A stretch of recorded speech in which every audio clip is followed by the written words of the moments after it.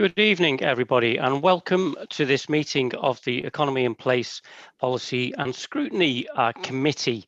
Although we all seem to be largely in the comfort of our own homes, it is a public meeting, so it is being streamed live to many hundreds of people, I'm sure, on the Council YouTube channel. It will be recorded and it will be there for posterity, and I'm sure that our behaviour will be scrutinised, so we'll all be on our best behaviour as we always are. Having said that, this is a very good forum to ask questions of the issues that are in front of us. And as far as I'm concerned, there's no such thing as a daft question. So if you've got a question or something you don't understand, then please feel free to ask it, because I'm sure we all know that this is a nice supportive atmosphere in which to explore the issues that are in front of us. And the issue in front of us tonight is just a single issue. We are going to be looking at the recycling waste report that is in front of Councillor Widdowson, who, as Executive Member for Environment and Climate Change, will shortly soon be making a decision on how to improve recycling rates within the city. So this is a pre-decision scrutiny, and it gives us all an opportunity to look at the options that are before the Executive Member, to put in our ideas, to ask questions, and hopefully that will lead to a well-informed and a better decision that in turn will serve and improve the service for the residents of York. So a very positive meeting tonight as we try and bring all our skills and experience together to try and make the best decisions we can for the people that we represent. As we go through the meeting, if councillors want to make a contribution, they will raise a blue hand, which I can see, but the viewing public will not be able to see. And I will call you in when I see your blue hand in the order that I see them.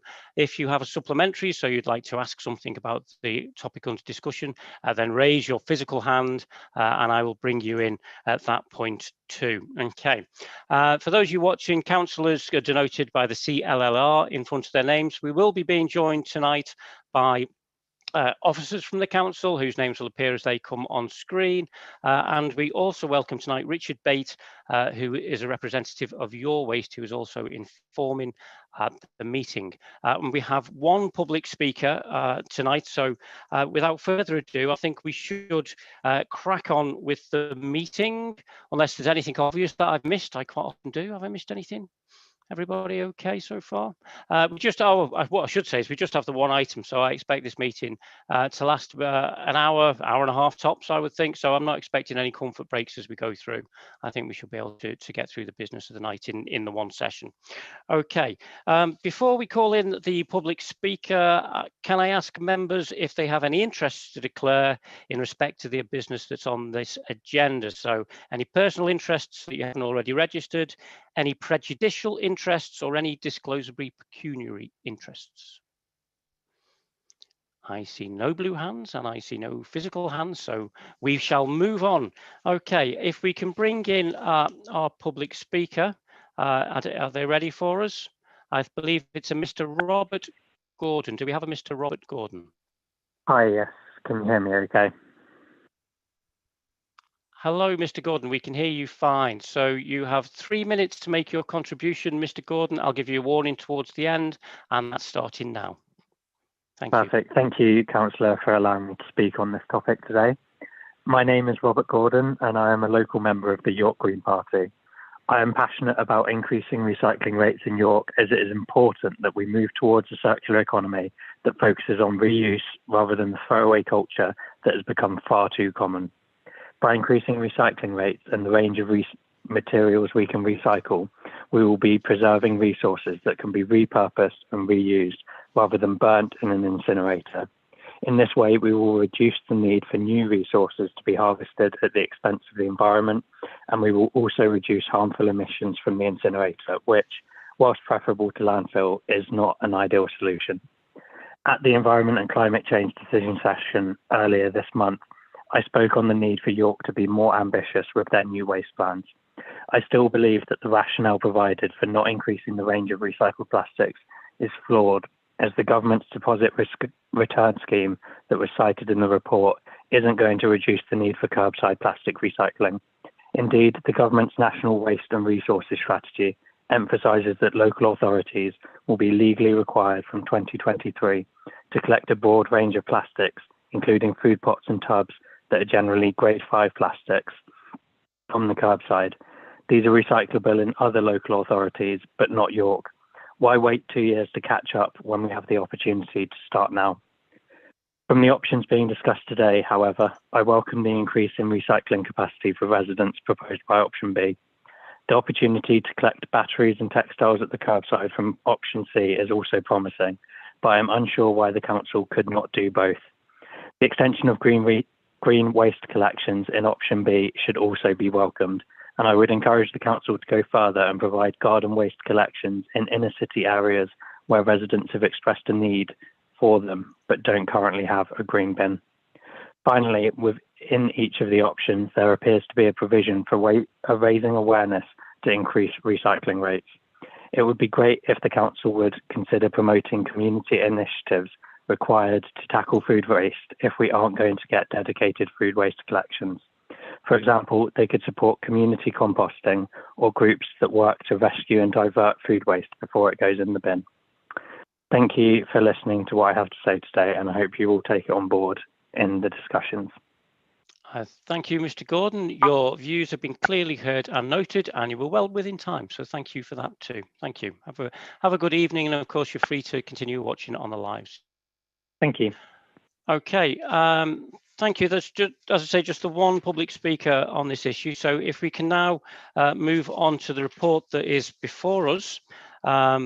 This is the recycling waste report that is before Councillor Widdowson, coming up for an executive decision. I think this has come from the exec originally, the commissioning of this report, and speaking to it tonight to start us off, we have James Gilchrist.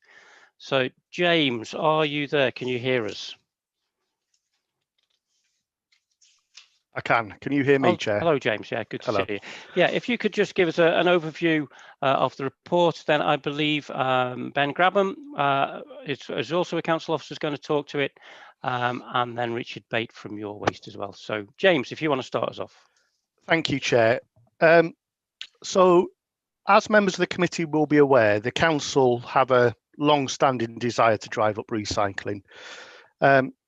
Not only is it the right thing to do environmentally, but it's financially also the right thing to do because it's much cheaper than disposing of what I would call residual waste, which is the stuff we all put in our grey or black bins or bags.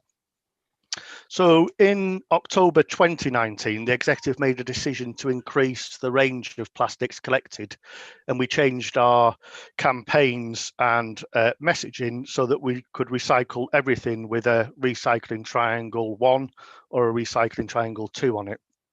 And anything with those symbols on can go into the recycling box. At the moment, we're in the process of replacing the council's waste fleet. So the 2 new electric vehicles have arrived for commercial waste, and the new vehicles that collect that grey or black bin and bag waste have started to arrive. And actually, the first of these were deployed by Ben and his team this week, actually. But we also need to replace the vehicles which collect our green waste and our dry recycling, which is the stuff that goes in the 3 boxes. These vehicles will have been with us for 7 or 8 years now, and the type of vehicles that we purchase now will dictate our collection methodology for the next 7 or 8 years. So the type of vehicle dictates the collection methodology. So we're keen to address this now. There's a window of opportunity to look at it before we place an order for these vehicles. So that's why we want to address this now. So in anticipation of this, we took a report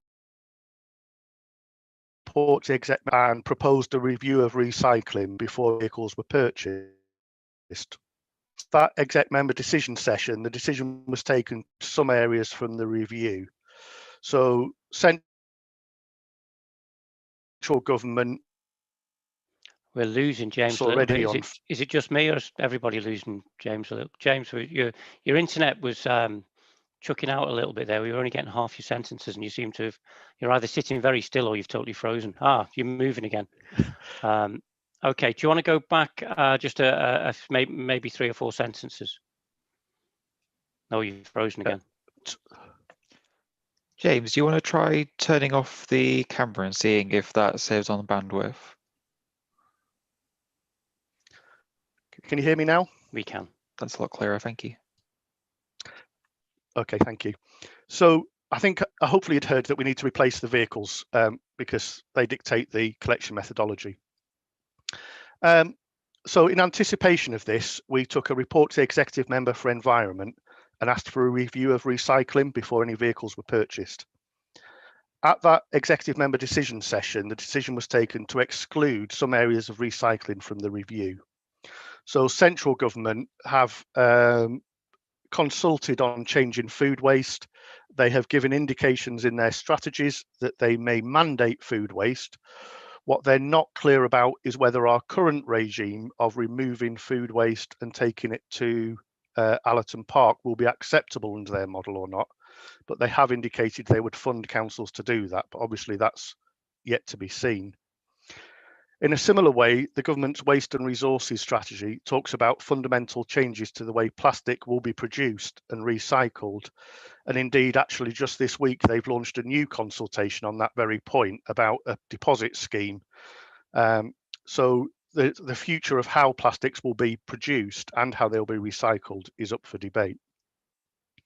But as I've said, we need to get on and replace the recycling vehicles. What the executive member did also confirm at that decision session was that a fully mixed service, which mixes paper and card, glass and tins all in the same container, would not be within scope. And the reason for this is that it's the sort of recycling that gives recycling a bad name, to be honest with you. It's the sort of recycling that gets shipped around the world to third world countries. It has massive carbon footprint and isn't necessarily actually recycled at the end of the process. So the executive member identified three broad options, or approved three broad options that we would look at. Option A was basically to focus on a comms campaign to encourage residents to recycle more. It would maintain the weekly collection principle, and by that what I mean is a weekly collection of recycling is that you get your boxes emptied once a fortnight and your green waste emptied once a fortnight, and that you get your green waste emptied once a fortnight except for the winter period. And that principle we said we would maintain through all models. So option A is about a comms campaign. What we didn't have at the time we took it to the exec member was the detail behind these models that we're going to talk to you about tonight, and we have much more detail which is contained within the annexes. So I'll talk you through those options. The first thing I want to stress is that none of the options being talked about tonight affect what I would call residual waste, which is what you put in your grey-black bin or your grey-black bag. It doesn't change any of that. That will stay exactly as is, and that doesn't change. I think the other thing I want to stress is that it's really difficult as officers to design a solution that works for every resident in the city. We've obviously tried to do that as much as possible, but you know, the housing demographics, the nature of our streets make those challenges significant. What is important is that it has an overall effect on the recycling rate of the city. So actually a model that means that recycling across the city goes up and we collect more tons of recycling, and as the speaker said, divert more away from going to Allerton Park in the first place, is the objective we are trying to achieve. That's possibly the longest preamble ever, apologies for that, but I'll talk about the annexes now. So if you turn to Annex 1 in your packs, which sets out the three options, each option is a column in that table, and I'll try to talk through each element of that. So option A is to increase recycling, but it's about improving comms messaging and not changing the containers that we provide or the collection methodology. So it's useful for you as a committee to understand that in effect, that's the base model of what happens now in terms of containers, in terms of collection methodology. Option B that we're proposing changes the containers that would be provided. So as with all our options, there's no change to black bins and bags for residual waste. But what you do get is rather than one box for paper and card, you'd now get two boxes to be used for paper and card. And keeping paper and card separate is important as mixing it with anything else seriously devalues the product that is collected and actually results in it being next to worthless, and it's the most valuable stream we've got. What we're proposing under option B is that the current medium-sized green waste wheelie bin would become the bin for plastic, tins and glass. The transfer station that we've got at Harewood Wyn can separate this back out very easily, and this is how we've actually been collecting materials during COVID. So we know it works and has next to no impact on the budget once collected. Then for garden waste, we would supply a new brown large wheelie bin. This increase in capacity would allow us to collect one of those 3 recycling streams every week. The big advantage of this is that it would allow green waste to be collected year round. So we could actually move those residents that have a green waste service to a year round collection. Option C, which I'll now talk about, leaves green waste as is, but creates 2 new recycling streams. Now, at the moment, we've said these are probably for textiles and batteries, and these would be collected in boxes. What we would do is we'd provide 2 new large wheelie bins for paper, and one for paper and card, and a new large wheelie bin for plastic, tins and glass. And by providing those much larger bins, those 4 streams could be collected once a month. So if you now look at Annex 2, what this shows is a sample collection calendar of how each option might work. Option A, as previously mentioned, is pretty much as is. What I would stress, though, is that there are variations in the city. So the standard principle that the 3 boxes of recycling are emptied once a fortnight, and the garden waste except in winter in once a fortnight all remain in option A. Option B doesn't change the black bin or black bag collection as mentioned, but what it does do is move, because of that extra capacity, allow us to collect 1 recycling stream per week. So in week 1, you'd have the 2 boxes of paper and card. Week 2 would be the repurposed medium wheelie bin for plastic, tins and glass. And week 3 would be the new large garden waste bin that would run year round. So for the first time, we'd have a year round green waste service.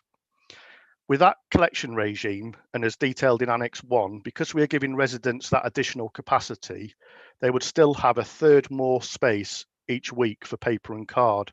So I think it's important to stress that when we're talking about capacity, what we've done in the annex is take it back to what you get per week. Rather than worrying about the collection regime, it's actually what you've got per week, because that's what matters to a resident. Not how often it's emptied, but what's your capacity per week. So you're getting 1/3 more for paper and card, and 9% more per week for plastic, tins and glass. That bigger garden waste bin would be 1/3 more green waste capacity across the year, although the weekly amount is a reduction of 12.5%. Now, recognising that, what we're proposing to do is promote a home composting scheme. The more home composting we've got, the better in my view, because it has 0 carbon footprint. As I've mentioned, option C wouldn't change garden waste collections. They'd stay as is, as would black bins for residual waste and black bags for residual waste. Option C would see those larger wheelie bins collected. So as you can see on that calendar, you get black bin, then you get your big wheelie bin for plastic, tins and glass, and a box for textiles. Then the next week you get your black bin, and then the week after you get your big wheelie bin for paper and card and a box for probably batteries. Although the batteries one is one that concerns us because it comes with a fire risk. So before I turn to Annex 3, which evaluates those models, and I'll ask Ben to come and join us and talk through the evaluation Annex 3, it might be best if we pause for a second, just so that members can understand the models we're proposing, and then we can go through the criteria of how we've evaluated those, if that would help, Chair. That's great. Yeah, thank you for that, James. Thanks very much. Members, do you have any questions? Councillor Daubney. Thank you very much, Chair. Just a quick... Councillor Daubney, if you could just drop your microphone down a little bit. There we go. Thanks. Because every time I move the microphone, the headset falls off. Can you hear me now, Chair? Perfectly, thank you. Lovely. Thank you for calling me to speak. Just a key question, I think, James, is that clearly we don't buy a new fleet every year. We've discussed this with Scrutiny in the past, I know, and it's about once every 7 years, I think. I just wonder whether the options presented give us some flexibility as time goes on for, clearly there's an ongoing appetite for recycling as much as we can of the materials we use. For example, we know that food waste is one thing the government's considering, and there'll be hopefully some funding for councils for that. Household batteries, I know you mentioned the fire risk. I know the fire service occasionally have to attend calls on that basis, hopefully not too often.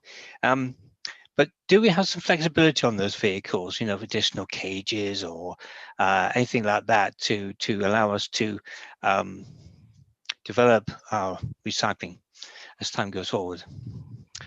Are you happy for me to pick that up, Chair? And just get to my unmute. Absolutely, yeah, please fire away.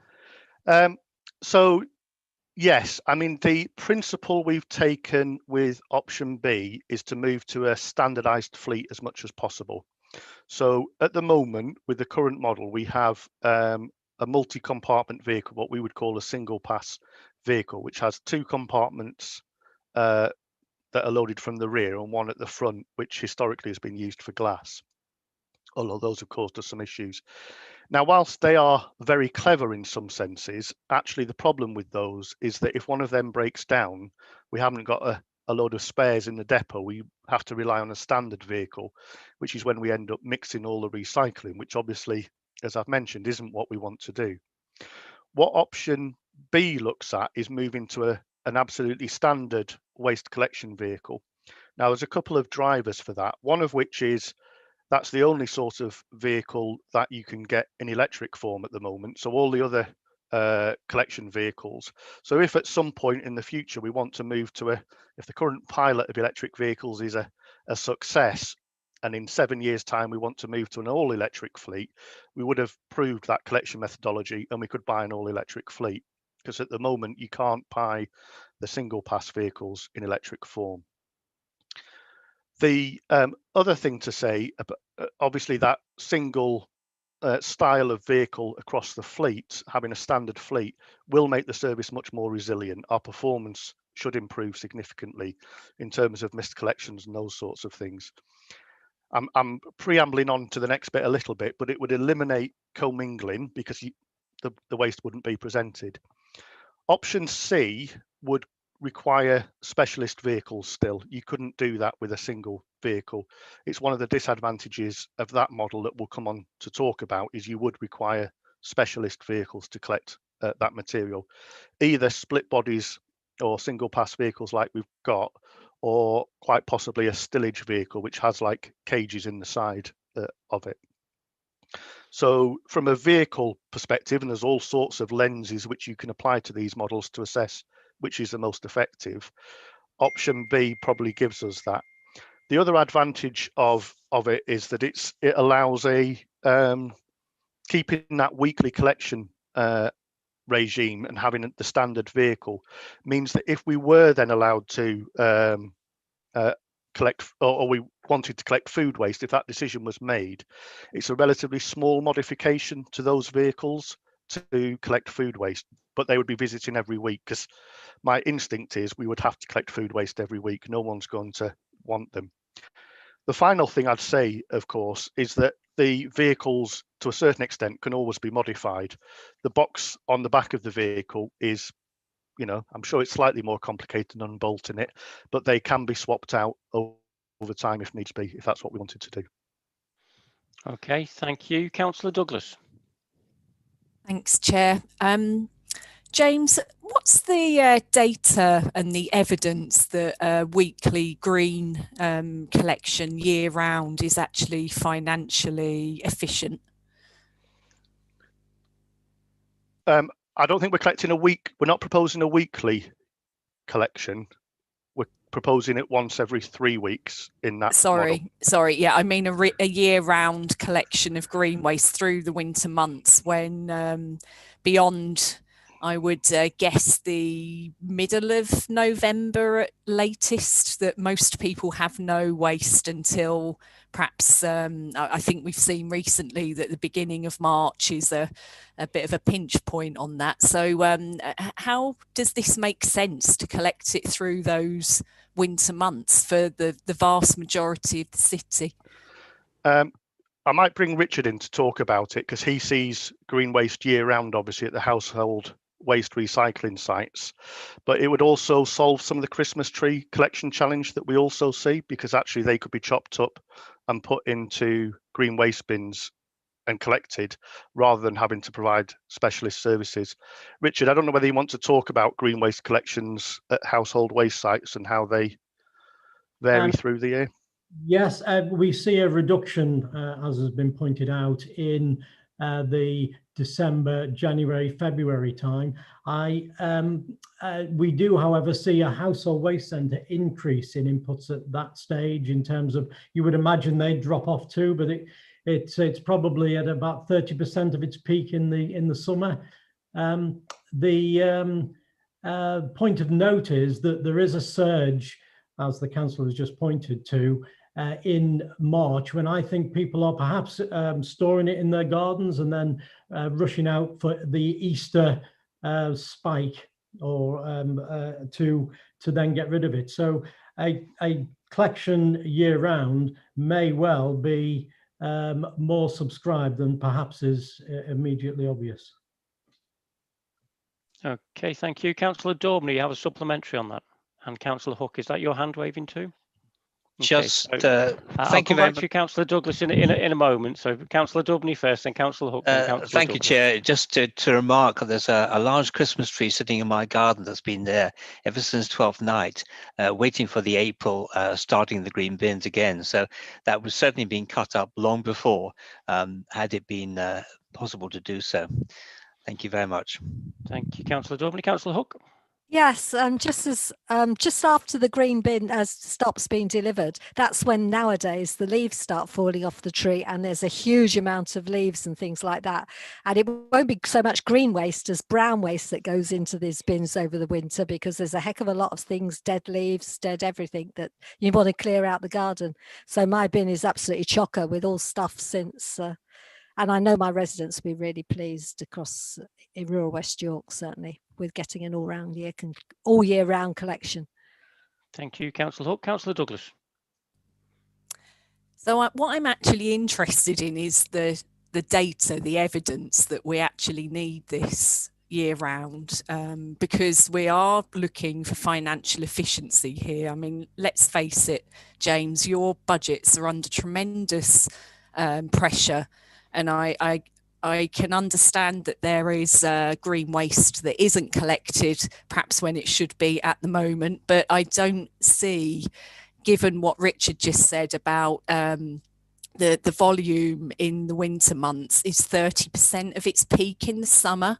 So that actually is likely an indication of the total amount of green waste in the city in those months, that people are, some won't bother to do it, but many gardeners will go to the waste sites. So I really don't see that we can justify this as being financially prudent. And James, I'd really like to push on that. And where's the financial, the evidence, the data that, have you done an assessment of this as to what actually is the minimum that we can, that is necessary? And also I would raise that it's not something that is cross city. This benefits certain parts of the city, and certainly not the city centre. There are some, as we heard earlier, that don't even get a green waste collection. So, I think we need to think about this a bit more broadly to be.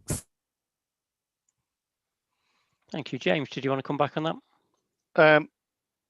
Yeah, as I say, there is a lot of data behind this. So we've worked with a company called Web Aspects, who are actually based in York, and they've taken all our data in terms of tonnages collected, the vehicle routes, and they've started to model these three, well, primarily two, because one doesn't change, and started to model these options and the vehicle requirements behind it. Option B, because of the efficiency of using wheelie bins rather than boxes, probably gives the greatest saving, even including the green waste saving year round. We're coming on a little bit to the evaluation, so it might be worth at some point, Chair, letting us finish that bit, and then some of this is covered. I've got a couple of other questions coming on this section, so before we move on to that. Okay, should we take those now, Councillor Taylor? Thanks, Chair. As it stands, I have quite a number of concerns about options B and C. I've got about 5 points that I want to make, or 5 questions. So I'll just go through them, and then you can see how you want to evaluate them. I think the first point is that reducing and the reuse of materials is better than recycling. So the point you made about composting is a really valuable one, and I think we need a further push to encourage people to compost either at home. It sounds like Councillor Hook would benefit greatly from that, or maybe there's some opportunities in communal composting, maybe at allotment sites or other sites which have some land where that could be done, and food waste could be deposited at communal composting sites or indeed at home. So that's the first point I wanted to make. Secondly, I think simple messaging is really, really important to enable the public to understand how we can help them recycle more. And therefore having the right containers is really important, especially in terrace streets and flatted properties. In option 2, you talk about having 2 paper containers. I think that would be problematic for a lot of people. And I don't buy the fact that 33% more capacity is going to lead to anything like 33% more material being recycled.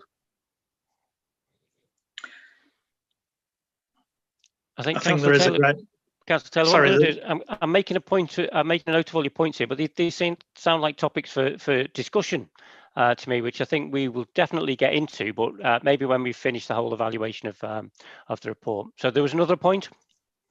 Yeah, there's a couple of questions as well. Okay. Question about litter. Are we planning to do anything about litter? It's like cans and plastic bottles in public places. Is there any way in which we can encourage more either visitors or residents to dispose of those in a place where they can be recycled? And also, where is the contract with St Nicholas Fields or St Nick's in all of this? Okay, thank you, Councillor Taylor. If you could just pick up those last 2 for us, James, which is encouraging residents and visitors to leave less litter and the relationship with St Nick's in all of this. Yep. So in terms of St Nick's, it doesn't change the service that they provide to those terrace streets. So it doesn't change that, I think, is the first thing I would stress. In terms of public places, that is something that we have looked at previously. There was a pilot in Leeds which tried to encourage source separating of recycling. So your litter bins had a slot for glass, a slot for tins, or a slot for plastic.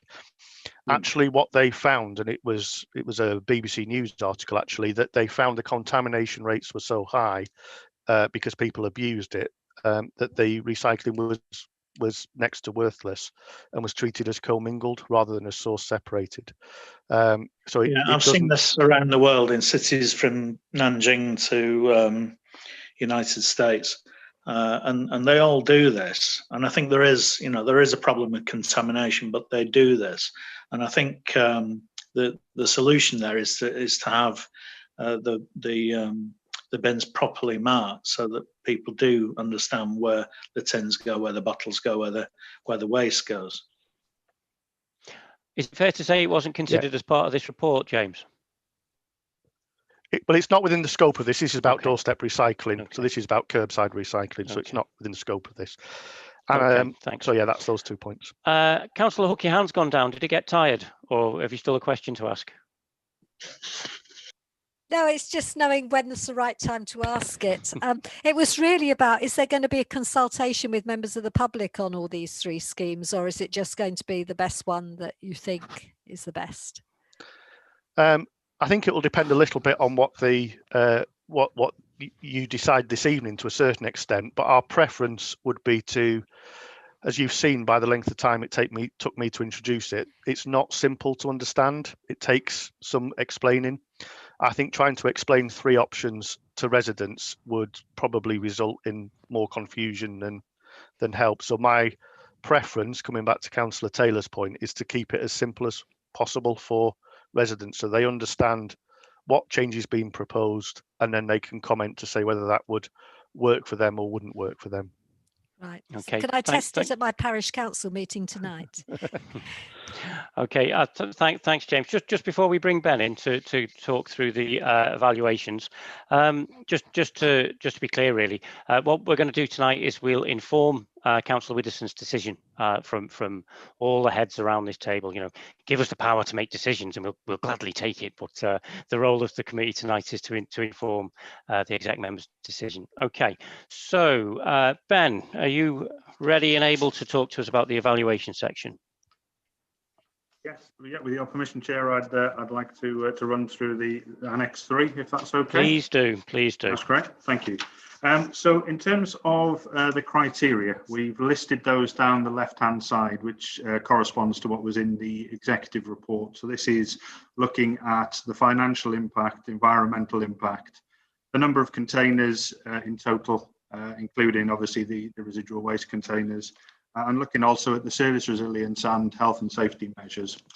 And as you can see from Annex 3, we've actually colour-coded this red, amber, just to make it a little bit easier in terms of the visual. So option A, which is about increasing the recycling comms, is primarily amber.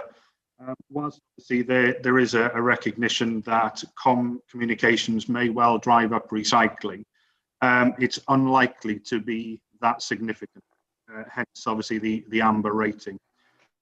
In terms of option B, this is obviously what James has alluded to earlier. This would allow a standard fleet across all of our waste streams, and that is really quite a key operational benefit for this particular option. It would obviously save us money, but obviously would improve the resilience of the service. The increased capacity, obviously, of containers would also translate into hopefully a significant increase in recycling. As we currently have specialist vehicles for the 3 boxes, each waste stream would be presented separately, would eliminate the mixing of recycling within this new container and presentation plan. The new container should also be quicker to empty, so the vehicles will spend less time idle than is currently the case. And obviously, the more that we do recycle and the higher quality of that recycling, i.e. that it's not mixed and commingled, the more likely it is that it will be recycled in the region, therefore further reducing on our carbon emissions. This is also the only model that could be delivered by a fully electric fleet going forward. So as James has alluded to earlier, we actually have 2 electric powered refuse wagons working on our commercial waste rounds now. If we did move forward with this option, you can only get the electric vehicles in what we call a one cell vehicle. So moving to this this option would actually permit us to roll electric vehicles out in the future if we were minded to do that, and obviously provided the trials are successful. And that standard fleet right across the board, as I said, would make the service more resilient. If there was a vehicle breakdown, whether that be on recycling waste, garden waste or residual waste, any of that fleet then could be deployed across any of those streams to collect the material. So it would actually improve resilience and reduce the number of spare vehicles that we would need in the pool. Option C, as James has alluded to earlier, would require specialist vehicles or stillage vehicles, which would have a number of compartments. Collecting those new streams would obviously drive up recycling. but the new streams do have low participation rates, so things like textiles and batteries. And as James alluded to earlier, that can have some concerns from a kind of safety, health and safety perspective. Can also make collections extremely inefficient in terms of when you bear that in mind with the actual carbon impact of undertaking those collections. And what this option does is also increase the number of receptacles that we would be asking residents to store on their properties, taking it up to 7 in total, 2 wheelie bins and 5 boxes. As I say, what we've tried to do in terms of these options is obviously colour code them. Obviously, 1 amber, 1 green, and 1 which is a kind of mixture of red and amber in there. Hand over to James now just to confirm the next steps. Just before you do that, Ben, every time you turn your head, your volume goes slightly lower. We can hear you, but it might be difficult for people listening on the live stream. So it may be that the microphone's actually on your computer or something. I'm not sure, but that's what's happening. Okay. So yeah, we'll go back to James, and then also Richard may want to contribute a bit from your waste as well. I think you've covered a lot of this already, actually, Chair, but the idea of tonight is that we take on board the brains trust of this committee to help inform what is then consulted upon. So the plan is Flattery will get you everywhere, James. Absolutely everywhere. So the idea is to help shape the proposals that we take forward, consult the city, because we, as I say, we need to understand the impact across the city as a whole. The other slight curveball, which just so you're aware, is that MPs have just this week, helpfully, introduced new consultations on waste. So they are looking that manufacturers cover the full cost of recycling packaging waste.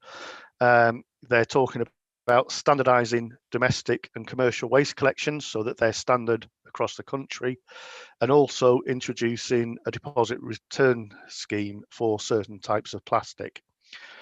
However, the timeline for that is not at the earliest is 2024.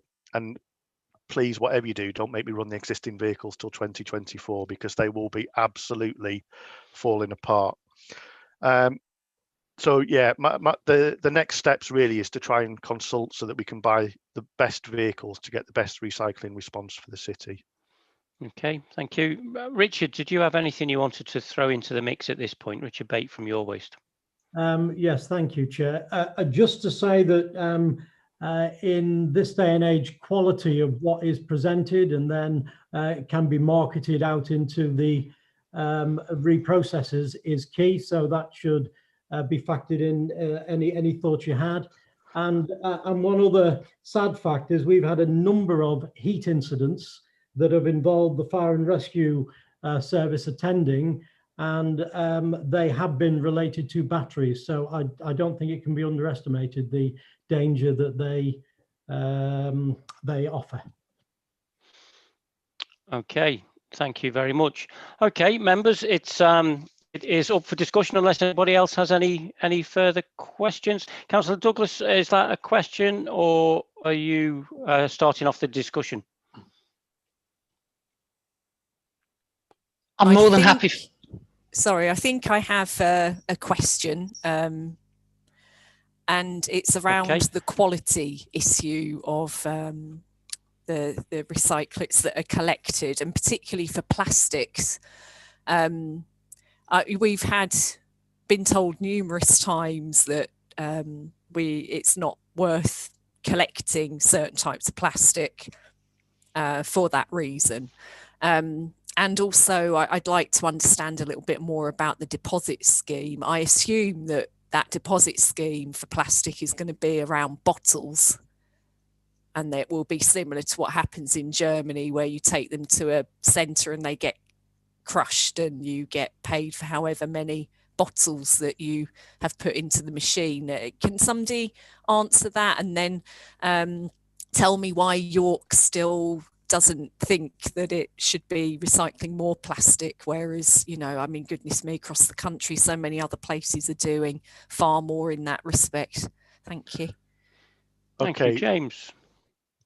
So in terms of the deposit return scheme, I think the honest answer is we don't yet know. It's a consultation from central government, and the decision will be theirs.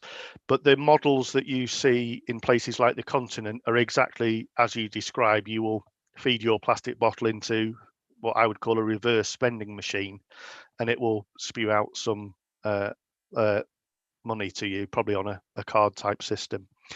In terms of the plastics, I think it comes back to Richard's point about the quality of the material. I've worked for authorities that will collect any type of plastic, but it is often then shipped around the world before it is recycled because it's of such low value. But what I'm going to propose to do is to bring Richard into the conversation, because it's actually your waste to trade the recyclates that we collect, and he's probably best placed to comment on that, if that's okay, Richard. Thanks. Yeah, Richard. Yes. I see you, Councillor Taylor. Sorry, Richard. Yes. That's okay. Thank you, James. We're working with officers from York in terms of what we may be able to add to the variety of recycling that is collected. But James's point is absolutely right. If we, because of the Blue Planet effect, particularly with plastics, withdrew from the Far East and China, sending plastics through to Europe post-Brexit is also difficult because they have more stringent quality checks and it takes longer to arrange for the material to go abroad. So the plastics generated by York are sent to UK reprocessors. As you can imagine, the market's shrinking as it has, and the supply therefore greater. There is quite a lot of competition for that tonnage going into those facilities that are available. And so quality is absolutely key. We have indications from other local authorities that if the quality suffers, one, you may not be able to place it at all, or two, it becomes from a value to a considerable cost. So I think, sorry, just to follow up on that, I think the wider the range of plastics, if it's collected in the same bin, is exactly the point Richard's making. So if we said you could add, I don't know, types 5, 4 and 3 to the bin, actually the product becomes next to worthless, and that's the stuff that we can't get rid of.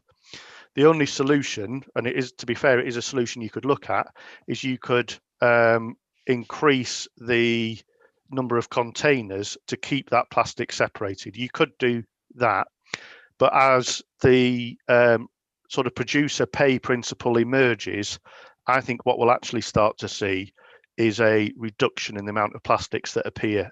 Because at the moment, the problem we've got is the sheer variety of plastics that appear, particularly on packaging. It's almost endless, and they're often laminated, so you'll get one type of plastic stuck to another type of plastic, and that is where the recycling becomes much more difficult. Okay, thank you. Ben, I can see you want to come in on this, but I think Councillor Taylor has a supplementary, so I'll go to him. I'll bring in Ben, and then it'll be Councillors Hollier and then Pearson. Okay, so Councillor Taylor, your supplementary. Thanks, Chair. Yeah, it follows on from that because two things. I think members of the public don't really know which plastics they can recycle and which they can't, so they probably either chuck everything in the bin or they put everything in the recycling, whichever plastic it might be. And I'm sure that officers or Richard will be able to tell us whether that is the case. The second thing is paragraph 8 of this report, which says that during 2020, plastic, tins and glass have been mixed and then separated at Harewood Wynn using technology which has been developed on site after the introduction of the boxes. This collection and process change has had minimal cost impacts, and the recycling continues to be processed within the region. So are we saying two different things here? Because paragraph 8 says doesn't really matter so long as you keep the paper separate and not contaminate the paper. Okay, Ben, do you want to bring you in here as well? And James as well, if you'd like to address that point. Okay, thanks, Jay. I was just going to pick up the point from Councillor Douglas just with regards to the deposit return scheme. As I say, the consultation has only launched today. I've not had a chance to go through the documents. They are very lengthy, as usual with government consultation documents. But I think the key point in terms of the deposit return scheme is that it isn't just plastics. They are looking at aluminium cans and glass bottles as well. But the consultation does seek views as to whether all of those materials should be accepted within the deposit return scheme, or whether they should exclude certain materials like glass. So it's just really just to come back on that point. But obviously that consultation will run now through till June. Okay, thanks, Ben. And James, any answer to Councillor Taylor's question? Yeah, so I think the important point to make here is, and Richard is the expert because it's his plant that does the clever work at Harewood Wynn. But what happens at Harewood Wynn is that you take the tins out and you take the glass out, leaving the plastic that residents have put in behind. That plastic is primarily type 1 and 2 plastic. And as I say, the executive moved to this simple messaging in 2019. If you look at almost anything in your fridge, it has a triangle on with either a 1 or a 2 or a 3 or a 4 or a 5 in it. And what we've said is that we can easily recycle types 1 and 2 in the region. If that started to be diluted with other plastics, that is when it would be devalued. So it's the separation of it's the separation of tins and glass from the plastic, which is done at Harewood Wynn, not any sorting of plastic. Richard, do you want to please tell me I'm right or wrong? You're exactly correct, James. Yes, what we do is we separate the cans and the plastic and the glass so that the glass can then go to a reprocessor, and we then find somebody who will purchase the plastic in what we call a 4-4-2 mix. So that's 40% or thereabouts PET, 40% or thereabouts HDPE, which is 1 and 2 in terms of the simple numbers. And then 20% of other plastics, inverted commas, some of the plastics are then not attractive to reprocessors at all. So things like cling film, wraps, black trays that go underneath food that you get from supermarkets. Very few reprocessors are interested in that because they've invested in plants that don't have the technology to segregate it. So I think we've got to get that across in the messaging then, haven't we? Okay, thank you. Councillor Douglas, you have a final supplementary on this topic, and then I am moving to Councillor Hollier. So Councillor Douglas. Thank you. Richard, so what is category 3 plastic then? And how valuable is that? I mean, are we missing a trick here by not including 3 or collecting it separately? What are the options on that? Plastic 3 category is PVC, so the sort of things that make the windows, etc. It has a toxicity that means that it isn't attractive for the plastic reprocessors to deal with. So it is not widely recycled in the UK. Okay, and it tends to end up at the household waste recycling centres. Councillor Hollier, you've waited a long time. Welcome. Thanks, Jay. Yeah, no, I'll try to remember what the question was. It did make sense in my head about 10 minutes ago, but it might now not after a lot of plastics. It's just into sort of following on from Councillor Taylor's point about the composting. I guess obviously in a sort of ideal world, everybody would compost all their sort of garden, household waste, food waste, in their together and use it sort of locally. I think it's good to see the garden composting promotion as part of option B. I was wondering, A, could you tell us a bit about what that promotion will be? I guess not just a sort of financial sort of incentive to get them cheaper, but also I guess how we could educate people a bit more about how to go about composting. And that's speaking as somebody that when I did have a garden, I don't know, I live in a flat, found composting extremely difficult. And I mostly ended up with a kind of sort of brown black sludge that wasn't really useful for anything. So I think there's a wider sort of education side to it. And then I guess sort of second B question part is the relative merits, I guess, of collecting people's green waste and composting it properly somewhere and, you know, producing a usable product, product, compared to them sort of trying to do it a bit more locally and you know, and maybe, as I did, not necessarily getting the best sort of product at the end of it. Whether there's a sort of comparison there. Okay, I think in terms of composting, it is eminently doable at home, but you do need to put the right combination of materials in. So just putting grass cuttings in, for instance, is going to result in a nasty soup if you're not careful. So you do need sort of high carbon content dry materials to go in with it. But absolutely, all these models talk about a comms campaign. For whatever model we look at, we will engage with the public. The problem with moving to trying to do it beyond a sort of local, beyond a residential into a local community point, is you start to run the risk that you require environmental agency consents, which also limits what you can and can't recycle. So they are tightening up quite hard on mixing food waste in with commercial composting. Richard, it might be worth you talking a bit about how the green waste recycling currently operates and what you do with it. Yes, James. We put it in windrows, so it's an open windrow composting arrangement. We stick it in windrows with about 500 tons at a time. We turn it regularly. It heats up and kills all the pathogens. And over a period of about 8 to 10 weeks, it creates a PAS 100 accredited compost, which then goes to farmers or agriculture, or indeed into bags and sold at the HWRCs. Okay, thank you very much. Councillor Pearson.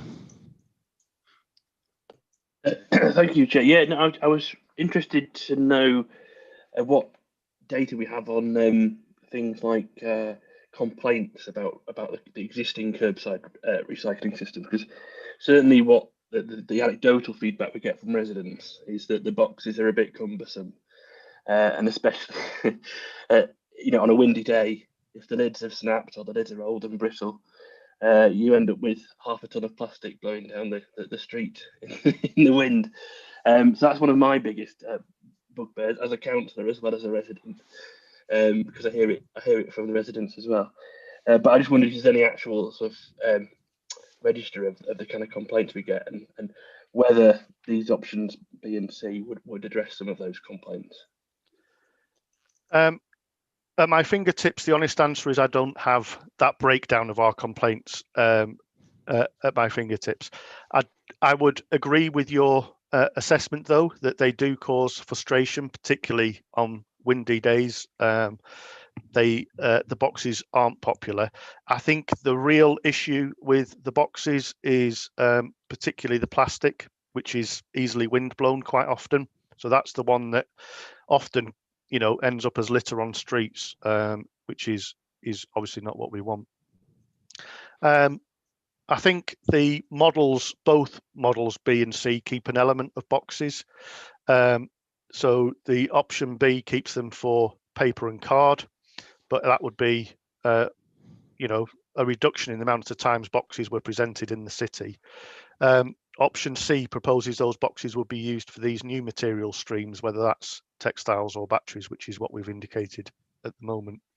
So, as I say, they are not popular, but they are popular with people who have limited space. So as I say, there are pros and cons to these options that there isn't a perfect solution. Are there any better designed boxes out there that would enclose the recycling better? The only solution, and it's new to the market and hasn't been tested, is there are some boxes which sit in the top of your wheelie bin. So you can get a box that sits in the top of a wheelie bin. Now, personally, I think that would be really frustrating, because if I want to put something in a wheelie bin, I've got to try and squeeze it past the box, and it would drive me, personally, I've yet to experience it, but I think it would drive me round the bend. But that's the only other solution I've seen. Okay, thanks. Councillor Taylor.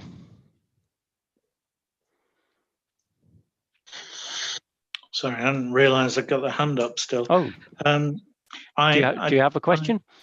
Yeah, I do. I do have a question about the proposal to collect textiles and batteries. I mean, how many people get that many batteries? I mean, I take them to the supermarket and just drop them off at the supermarket when I go there probably every few months. I collect a handful of batteries.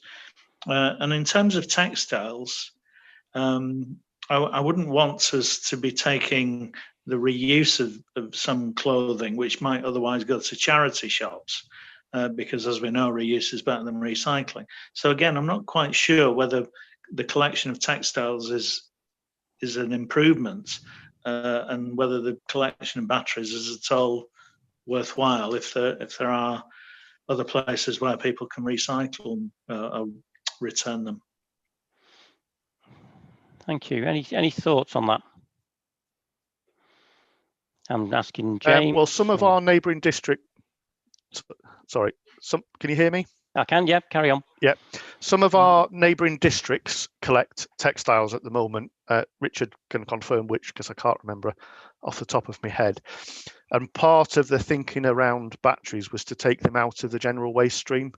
As Richard alluded to, we do have fires now at Harewood Wynn, where particularly the lithium batteries within the residual waste stream have a habit of catching fire and have caused us problems. So it's not necessarily just about the recycling, it's partly about getting them out of the waste stream as much as possible. Richard, I don't know whether you want to... Maybe we could do that by education, not encourage people to spill them in the waste stream, but take them to supermarkets or to household waste recovery sites when they go there. Yeah, fair point. Thank you. Richard, were you coming in on that one? Just to add detail to James's point, which is Richmond District Council do offer textile collections. It's relatively low volume. And shoddy goods, I believe. Councillor Hollier. Oh, sorry, Councillor Daubney, did you have a supplementary on that? Sorry, Councillor Hollier, I'll go to Councillor Daubney first, then I'll come to you. Just a very quick point, Chair. That is to say that all battery packaging has a small symbol that says, do not put this in your household bin. I'm just hoping that maybe some better packaging material information would help people to avoid doing that. Okay, thank you. Councillor Hollier. Thanks, Chair. It was just, I guess, to raise the sort of experience of some of the local groups that are kind of springing up. I assume across the city, although I'm only really aware of the local Haxby and Wigington one, which I think has about sort of 500 members on its Facebook group. It's sort of led very capably by two people who I think have sort of garages full of crisp packets and all sorts of things that they're waiting to send to, I think it's Tetra Pak. So I guess as part of the council sort of comms, you know, maybe not sort of confusing the sort of two issues, but you know, thinking of ways that we can promote the local groups and, you know, and certainly support them as much as we can, because obviously it's very difficult for the council. You know, these are not just sort of one waste stream, but the Pringles tube is an extremely difficult thing, I think, for probably the council to do, but you know, they're sort of working to sort of bulk them up and send them to individual schemes, similarly with sort of toothpaste and toothbrushes. We were looking at sort of what we could do with some of our kind of ward committee funding to help them sort of advertise what they do and where locally you can drop various things off. Although their sort of main request really was for bigger boxes so that they could sort of store things themselves. I guess just to raise that as something to think about, how we might be able to support them as a council, sort of get the word out, and then also I think probably they want less customers, but perhaps more people to help them with the actual sort of recycling side of it, as much as anything. So just to raise that. Okay, thank you, Councillor Holly. Any thoughts on that, James, before I move to Councillor Douglas? I think it's a really valuable point about how, once we have determined a recycling model for the city that the council provides, is to take stock on that model and go, what is left that could be recycled differently? So yes, anything that goes up to Allerton Park, we've got the miles and miles of belts that separate out recycling materials there, but actually if we can get it even before it goes up there, it has that higher quality, as Richard has talked about, so all the better. So there are a range of charities, as Councillor Hollier has talked about. There's one that collects aluminium foils around the city that actually we could be promoting and working with, and working with them to review our bring banks and then communicating actually those outlets to the rest of the city who perhaps don't know about them.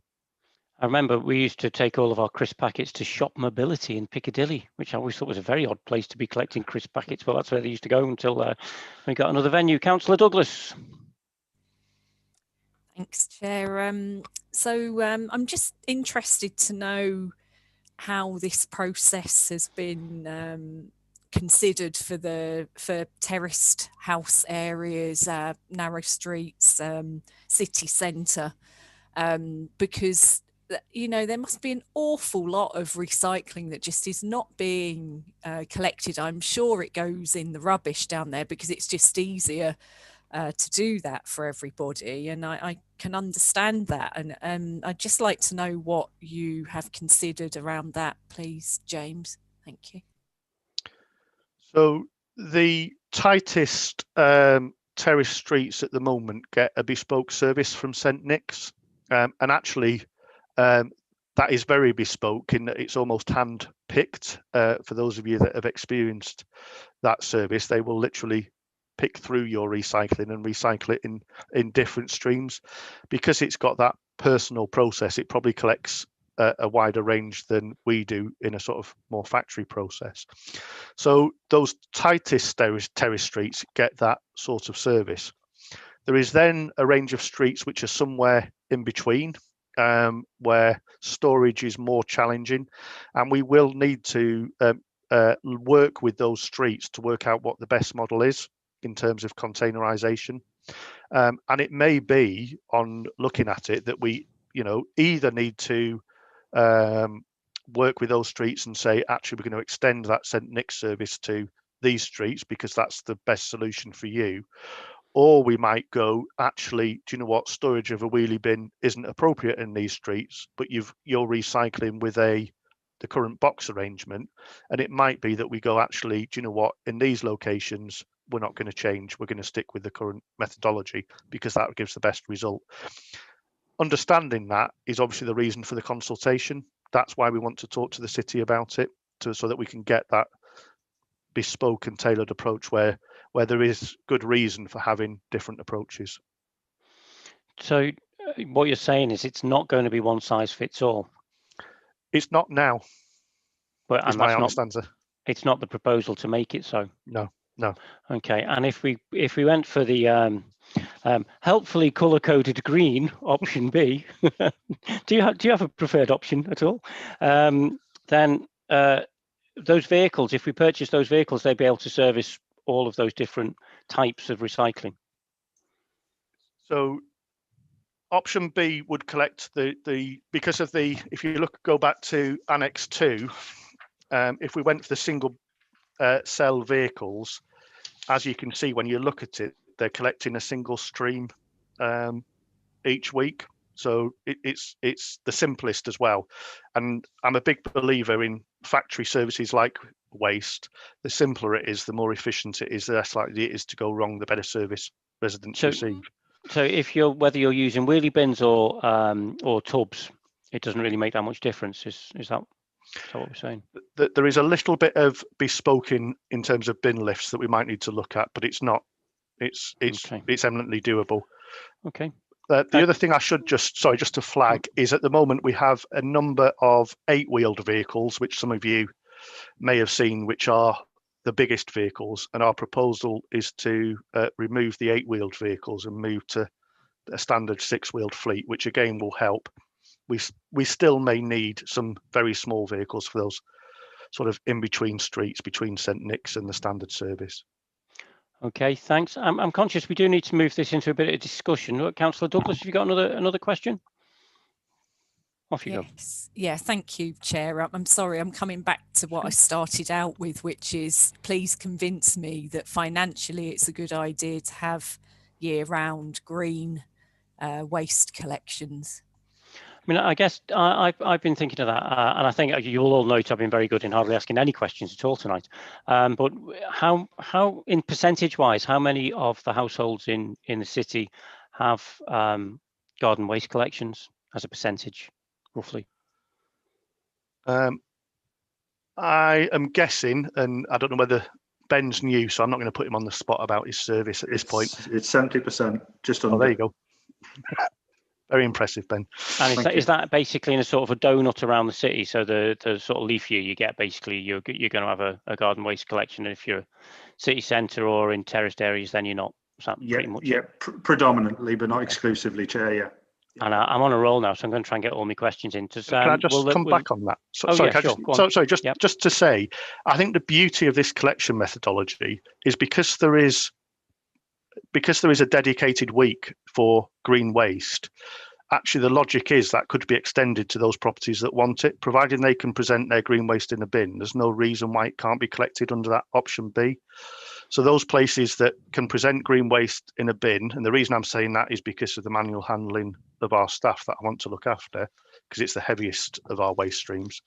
But actually, if it could be collected in a bin and they could be shared amongst, communally, there's no reason why those terrace streets couldn't be having a green waste collection that don't now. Okay, thanks for that. Getting a thumbs up from Councillor Taylor there. Okay, and that's actually knocked my other question out of my head, so that'll please everybody. Apologies. Here. Councillor Douglas, you have a supplementary.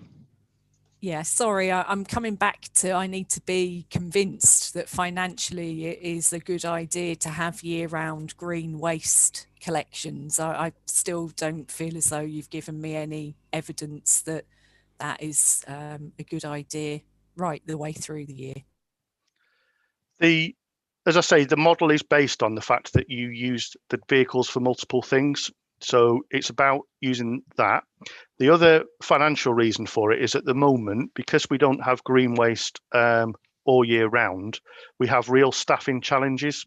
So staff will be employed from April to December. We use some of that to cover Christmas, and then we do some training, but often we lose staff because actually they're not being deployed. The great advantage of this is it will reduce an awful lot of our agency staff requirement, which obviously is not the right thing to be doing in employment terms, and will allow us to have a much more stable workforce. It's marginal, but I think the benefit would be there. And as I've alluded to, by having a single-bodied vehicle, which is what this also allows, it speeds up the collection of recycling. So it's not just about green waste because the vehicles will be multi-purpose. So it's a complex model that you can't view a single stream in isolation in terms of the cost to collect it, if that makes sense. Did you not look at just extending the service slightly? So maybe running it into November so we can collect all of Councillor Hook's leaves, and then we can start it up again in March when people start cutting their grass, for example. So I did hear talk before of mixing grass cuttings with compost. Percy Throw would be spinning in his grave. But could we not just sort of do it 9 months of the year instead of 12 months of the year? Did you look at those sort of feasibilities? Yeah, as I say, absolutely, that they are options. It's what you do with the staff resource during it. As I say, one of the criteria that the exec member gave us is a green waste service year-round possible. Okay. And sorry, the other question that I've now remembered is, will the additional £40 green waste bin still be available under this scheme? Yes. Okay. Councillor Pearson. Thanks, Chair. It's just to say, do we have any financial analysis on options B and C and how they compare in terms of expected savings or expected additional income? So not in hard shillings and pence. As I say, we need to work through that. Option A would be little change in reality. Option B is the cheapest to deliver in terms of you've got standard vehicles. The recyclates are still of high value. Option C, because of the vehicle impact, you would have different vehicles for recycling. We would need to carry more vehicles on our fleet in order to collect the waste. So yeah, as I say, I haven't got it in hard shillings and pence, but my instinct is that option A would save next to nothing. Option B would save hundreds of thousands in that sort of region. And I think option C would be the other way. It would probably cost us, in that sort of sense of scale, hundreds of thousands more. Okay, thank you, and thank you all for providing us with all the evidence tonight. Just before we get into a discussion, so that we can inform Councillor Widdowson's decision, so we can share our views. Can I make a plea that that the first comms job that we do is we explain to people why, when they've carefully separated out their recycling, it all gets chucked into a wheelie bin and into the back of the same lorry. Because that, I mean, I'm sure everybody around this table gets that from residents. And we know there's a reason, and we know it's to do with the vehicles that are available to do the ramp, but we really need to tell residents that, because I think it might be one of the reasons that they get disenchanted with the idea of recycling. Okay, I'm happy to hand over to members if you've got any views on what you've heard tonight and on the options that are available to you. And Councillor Daubney. Thank you very much, Chair. Members may recall that several months ago we had a discussion with Bill Manby about vehicles and the types of vehicles possible. I think either myself or somebody else talked about the desirability of having electric vehicles rather than diesels. Now, I think we probably all know what a diesel engine is like. Having a standardized vehicle which will make it more possible to have more electric vehicles in the council's fleet rather than the ones we have currently. And as we have more electric buses on the road, I think have a standardized vehicle which produces cost savings, but also maybe electric in nature, rather than having several different vehicles, is probably the guidance that Councillor Widdowson is looking for. Thank you, Councillor Daubney. Councillor Pearson. Yeah, I like the idea of going to a third wheelie bin to replace some of the boxes, and I appreciate it's a different story across the city, and the story in Haxby and Wigginton it might be very different from a city centre story. But it sounds like we've got the flexibility within the system to maintain existing regimes and possibly to enhance them as well. So I think as much as it would be nice to add to the range of materials that we can collect as a council and the range of curbside materials, that is something we should definitely keep on the radar. But I think in terms of generally increasing recycling levels, maintaining the service level, improving reliability, option B seems by far and away the most sensible option. Thank you, Councillor Pearson. Councillor Hook. Thank you, Chair. Yes, I agree that option B is the best, probably because I'm an outer ward and I know my residents would be really thrilled with it. But I just feel that certainly textiles, apart from the odd duvet, and how often do you replace a duvet, they could go to the animal home or they could go in the collections that you have all the time with the plastic bags. So I don't think textiles. And for batteries, I've got a bag that hangs on my kitchen door with my dead batteries. I've had it for about a year and it's about that big. So I don't think batteries will ever fill up a box. And it is really about letting people know what's available. And that super idea that Andrew had about passing it on to all the other collections and schemes, letting people know how they could recycle their crisp packets and everything else would be fantastic. And certainly composting, I do because I've got 3 bins, and I know when I got one of my bins, it was £6 because it was a special promotion from the council. Thank you, Councillor Hook. Councillor Douglas. Thanks, Chair. Yeah, I'm struggling a little bit with this because I really strongly want us to recycle more. Absolutely.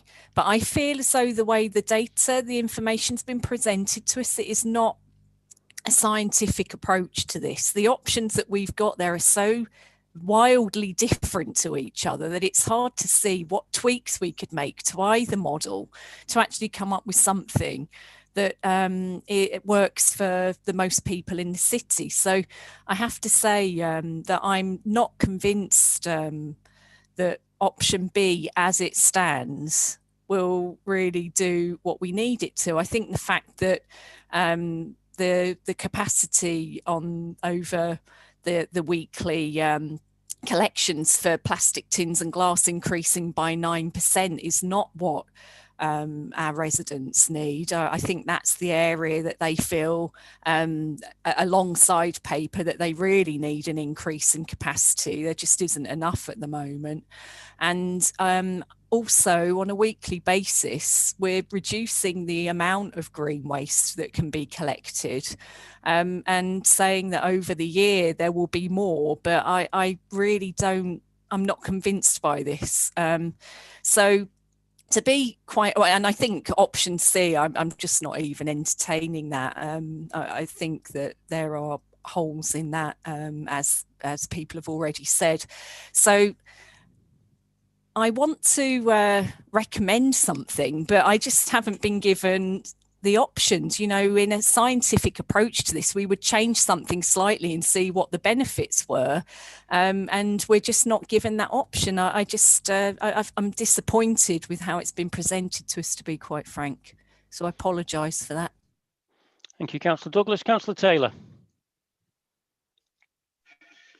Okay, no apologies from me. I think we're being steered towards option B on cost, and we're effectively being driven by the vehicles. And if the only way to have electric vehicles do this job is to choose option B, then we're being steered very firmly in that direction. And I can see massive advantages in doing that. I do have my concerns about option B, though. I think a 3-week cycle is going to be very confusing for residents. I think some people find it confusing which week they're putting out refuse and which week they're putting out recycling anyway. I think a 3-week cycle is considerably more problematic to a lot of people. I live in a terrace street, but I have a garden. I have a green waste collection. I also have residents who live nearby who live in terrace streets with gardens, but they don't get a green waste collection. So they would be, they would find this advantageous. So I can see pluses, I can see minuses. And I also am not convinced that having 2 boxes for paper is going to generate a great deal more recycling. So I think that needs thinking through very, very perhaps more carefully than it has been. I have nowhere to put an additional wheelie bin, but if it's possible to share a recycling wheelie bin with other neighbours and have a sort of communal thing within terrace streets, that might be a solution. So I can see there may be some ways of tweaking this that makes it work for a larger percentage of our residents.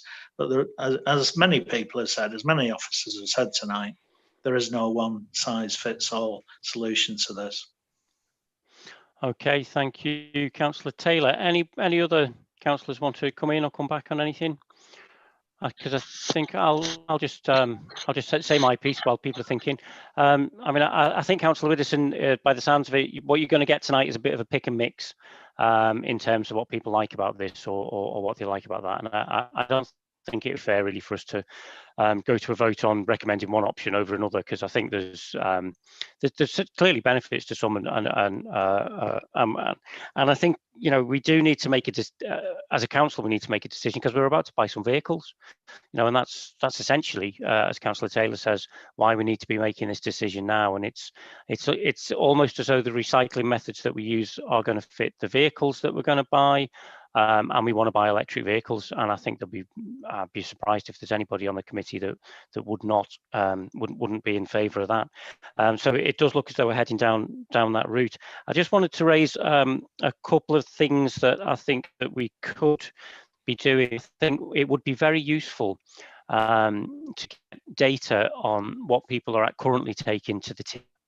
And that must surely be easily accessible data, because it's all going into skips, isn't it? So if we could work out what people are taking to the tip that maybe that could be curbside recycled, then that would be quite a useful thing to do, because obviously we need to try and reduce the number of tip journeys as we see.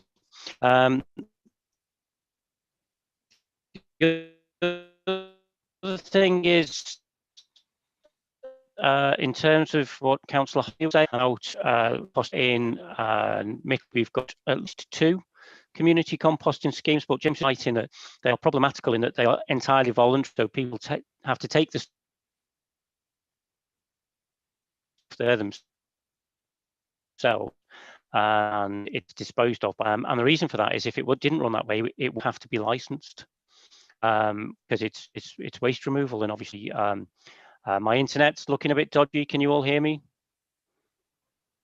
Yes, unfortunately, yes. They're saying, "Oh, I'm going in and out. Oh, I'm being voted on by the Romans, and they're not sure if I'm going to survive." That's all I'm getting a little bit of this. Okay, if you can hear me now, yes, can you hear me now? It seems to have got a bit better, yeah. Okay, so if there was anything that we could do that would enable community composting, particularly in terrace streets where people won't have garden waste collections, but they will have food waste that they can easily compost. And I've got to say, the schemes that are working in Micklegate are working really, really well. I mean, they're some of the most popular things that happen in the local community. So if we could look at buying some of that in as well, that would be quite useful. And the other question that I've got is, if we do get really successful for this, the best way to do it is to stop the waste from being produced in the first place. And I think we need to look at schemes along those lines. So, it's always, I know that at Sainsbury's on Foss Islands, they're having issues with the plastic waste collections at the moment. But even when it's working well, those plastic waste collection bins are always absolutely chocker. And now, given that the people who are taking them there are also probably going to shop in Sainsbury's, then that plastic has probably come from Sainsbury's, gone to their houses, gone in their fridges, got empty, gone back to Sainsbury's. Well, a lot of that plastic could be left at Sainsbury's in the first place. And if there's any way of reducing the sort of the production of it, because it would be good to try and revisit ambitions towards a zero waste strategy. I know it's very difficult to achieve, but in terms of our climate change ambitions, then that would be a good thing to revisit as well. Okay, that's me. I can't see Councillor Hollier. Have we lost him? Has he dropped out? Can you see him, Robert? No, maybe he's having internet problems too. Sorry, Chair. I am here. It's just my computer turned itself off, so I'm just trying to sort my phone. Which I think I've done. That did happen to me the other night, and I was kind of thinking, oh no, this is the thing that happens to other people. No, what do you mean it's turned off? Okay, all right, Councillor Holder, did you have anything you wanted to come back with? Oh, you're on mute, Councillor Hollier. Now, thank you for giving me the opportunity to say that. It wouldn't be a meeting without getting to say that. No, I think I've heard most of the points, and yeah, I'll just echo some of what's been said. I know the things that sort of tend to fill up my inbox in relation to waste do tend mainly to be around, sort of litter blowing about, which hopefully some improved containers will help with, and certainly improve the sort of wider environment and the way things look locally. That'll save me a few emails. And similarly over the sort of Christmas period, and there's always emails about when the green waste is going to restart, why did it stop? I've got a full bin and all the rest of it. So hopefully, if nothing else, it'll reduce my email backlog. Thank you, Councillor Hollier. James, I've seen your hand is up. I'm going to bring in Councillor Pearson and then Councillor Taylor.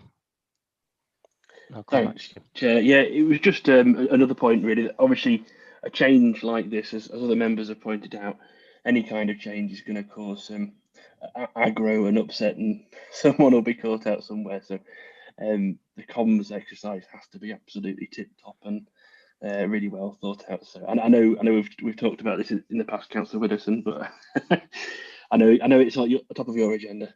So that was it, really. Thank you, Councillor Taylor. Yeah, I agree with Ed. I think the comms is really important. I'm very happy, Chair, for us not to take a vote on this. I think Councillor Widdowson has heard what we've said and the officers as well. Just make one further plea regarding comms, is that every year we do something in particular student areas to advise them of what happens when recycling is collected, which day they have to put it out, what's in and what's out, because they're new residents every year in those properties, and for the most part, and students are generally, they would want to do the right thing. We need to give them the right information to be able to do that. Yeah, thank you, Councillor Taylor. I did have a specific request from Guildhall Councillor, actually, that we liaise specifically with the Students' Union on this. Councillor Douglas? Sorry, Chair, that's what I was going to I do raise beg your as well. pardon. It's all right. James, you're waiting to come back in. It was just to thank you, really, as a committee, and apologies to Councillor Douglas that we haven't presented what is incredibly complex in as good a way as we possibly could have done. I think just to wrap up some of the points I'll take away and think about, the confusion point I do at. Oh, you've disappeared. That solves the confusion. Accept. Oh, sorry, James, we lost you there for about 3 or 4 sentences. So you were just up to the confusion point and you disappeared. So we have given this some thought, and in terms of one of which is to visit an app approach, so that you get an app which tells you your collections. The other one is to look at a single collection across the city. So it's cardboard week, it's cardboard for everybody, which would help in terms of that simplicity of messaging. I will take Councillor Douglas's point away, and when we, providing we do consult, and this is taken forward, we could look at an option to see whether residents would benefit from a year-round garden waste collection, so we can explore that with residents as part of that consultation. Students and the Students' Union are absolutely on our engagement plan, because getting that right is a key to success. So absolutely agree with that and the importance of the comms exercise. And I do take those points about plastic away, and we'll go away and talk to Richard about that and what the options are in the longer term. Thank you. Councillor Widdowson, impressed with what you've heard? Very. It's a really wide-ranging debate, and there's an awful lot of expertise around this table. So it's been extremely helpful to feed into the decisions that we can then make. I've made a whole plethora of notes, some of which James has already said, and we will come back and look at these as well. So genuinely many thanks for your input on this, because it means we'll build an even better solution than we've presented you with. That's great. Thank you very much. Thank you for your attention and bringing it to the Scrutiny Committee. And personally, if I can say how nice it is to do something pre-decision, it feels as though you're contributing a lot more. Okay, we have one more item of business, which is urgent business. Do any members have any urgent business? No urgent business? Well, in that case, all it remains for me to do is to thank everybody who's contributed tonight. Thanks to the officers, thanks to the representative of Your Waste, thanks to Councillor Widdowson, thanks to Robert for running it all so smoothly as the scrutiny officer, and of course a big thanks to the people that you can't see behind the scenes who are making all the technical wizardry work. Okay, so thanks everybody, and at that point I will declare the meeting closed.